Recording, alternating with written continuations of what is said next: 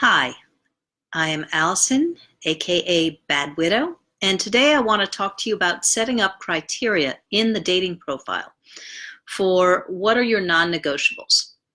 What are the things that if that person does that, they're out. That is not a person that you want to be with. Or on the positive side, that person must really, really love something that you love. They don't have to love exactly the same thing. So for example, I love music, all kinds of music, but if someone likes music, then I'm good. I'm good. That's an awesome thing for me.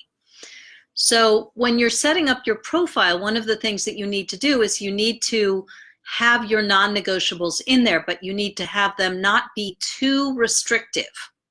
So for example, you do not want to say, I want a guy who is 6'3", who has black hair and a mustache, who weighs X amount, because you're just narrowing the field way too much. You want to have truly what are your non-negotiables. When we think about what we want, we wind up with, I don't want that, absolutely. That would be okay, and I must have this. So those are kind of the three buckets that things fall in. So in mine, I had no people who are Trump people. I had no smokers because I have a very strong sense of smell and I can smell it on people's skin, even occasional.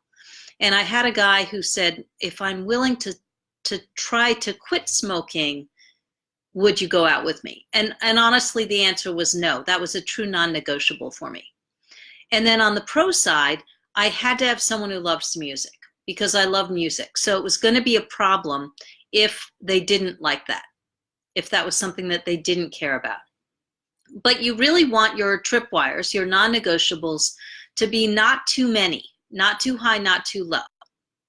So you don't want to, you want to put in there those things that are absolutely unacceptable to you.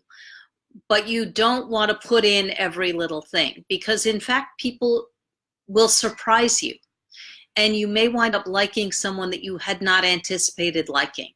You may have had a vision in your head about the kind of person that you wanted to date, but the perfect person for you had characteristics that you had not envisioned.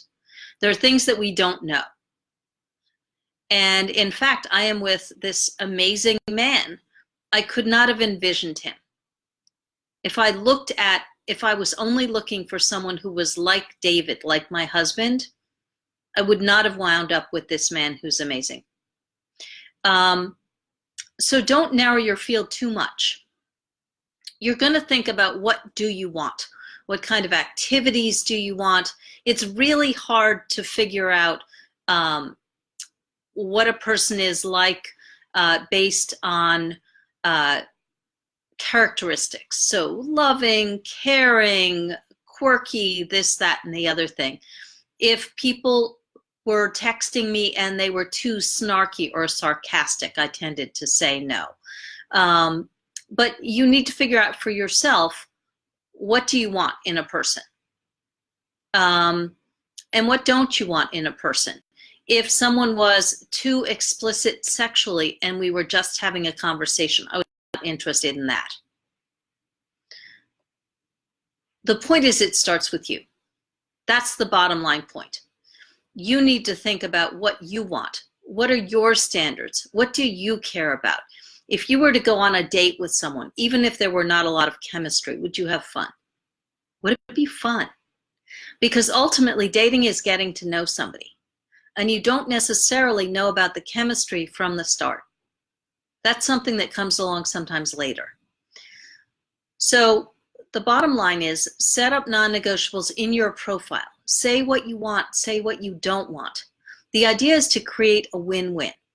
Because really, the person you go out with, they don't want to be rejected later because you didn't say something.